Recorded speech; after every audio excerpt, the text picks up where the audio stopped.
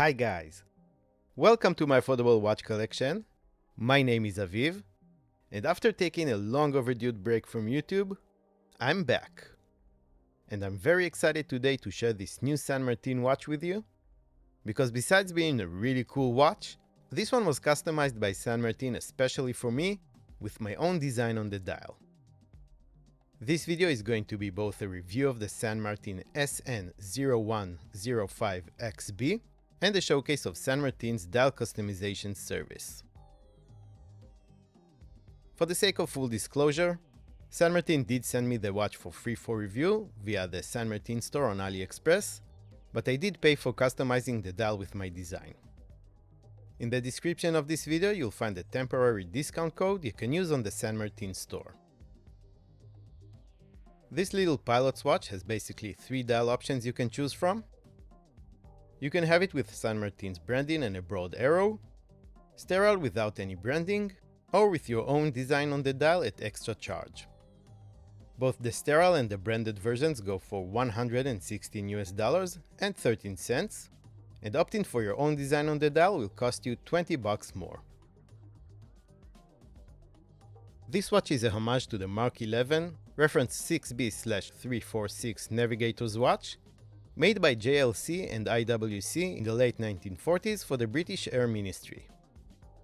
If you want to read more about those, I'll leave a link to a very interesting article in the description of this video. The watch comes in the new, very nice San Martin packaging, the new green leather travel case. You get the usual user manual, a 2 years warranty card, San Martin branded dog tag, and a good quality tool for removing the spring bars off your watch. And here are the measurements.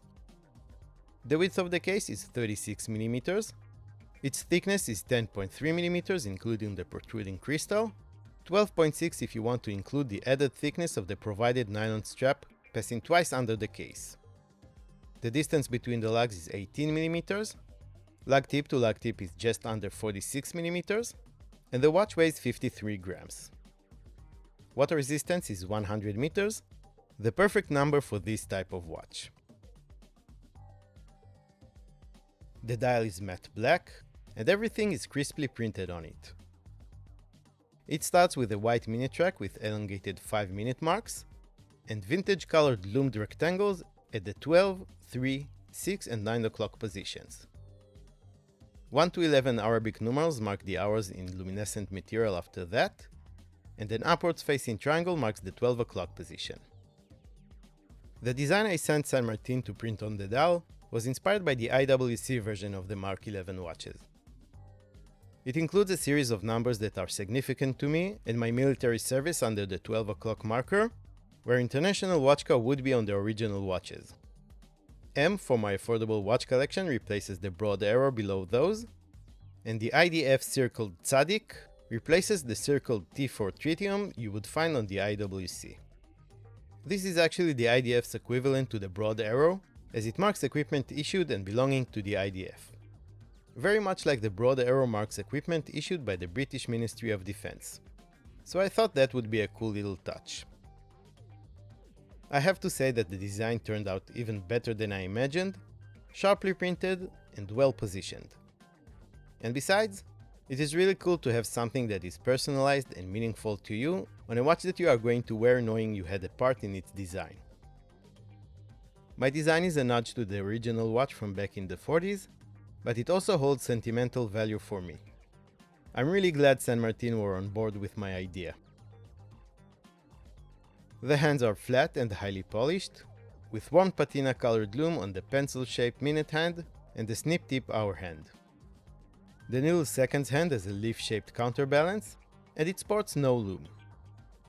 There are no other complications other than the 3 hands telling the time, just the way I like it. The lume is pretty decent for this type of military style watch. 2 types of superluminova compounds were used here.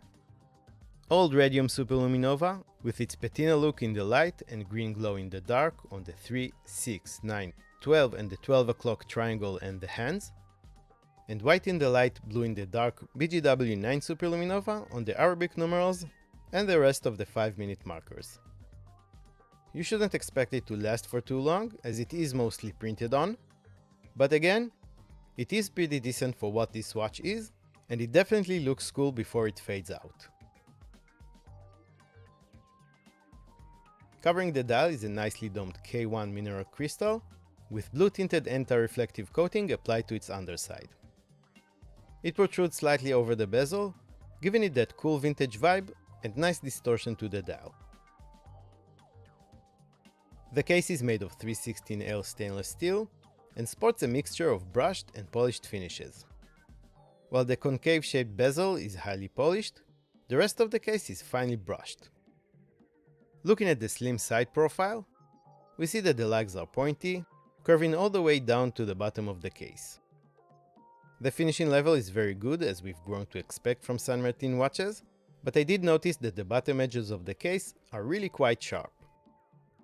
You don't notice it when the watch is on your wrist, but it's definitely something San Martin needs to pay more attention to, as it has been a recurring issue with a few of their watches I have reviewed.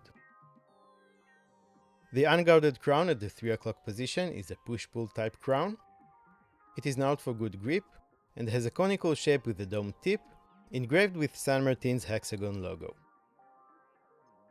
The case back is made of solid stainless steel, and like often is the case with San Martin watches, it is completely sterile. It has a radial brushed finish, and it screws down into place to help with the water resistance. Now, you've noticed the sweep in seconds hand, and you might have also noticed that it's sweeping a bit slower than mechanical watches usually do. That's because this watch is actually powered by a quartz movement. More specifically, a Seiko VH31 Mecha quartz movement. This is a 2 joules tuning fork type quartz movement, part of Seiko's VH family of hybrid mechanical quartz movements. The seconds hand ticks 4 times every second, very similar to vintage mechanical watches. But it does have the big advantage of quartz accuracy of between plus and minus 15 seconds per month. The flip side of this is only 2 years of battery life, as opposed to a minimum of 3 years with regular 1 tick per second quartz movements. The strap this watch comes on is a good quality black NATO style nylon one. It feels very durable, with strong stitchings and robust stainless steel hardware. The buckle combines brushed and polished finishes and is signed with the brand's name deeply engraved onto it. Let's put it on my 7-inch wrist and see how it wears. If you know me, you know this is my favorite type of watch.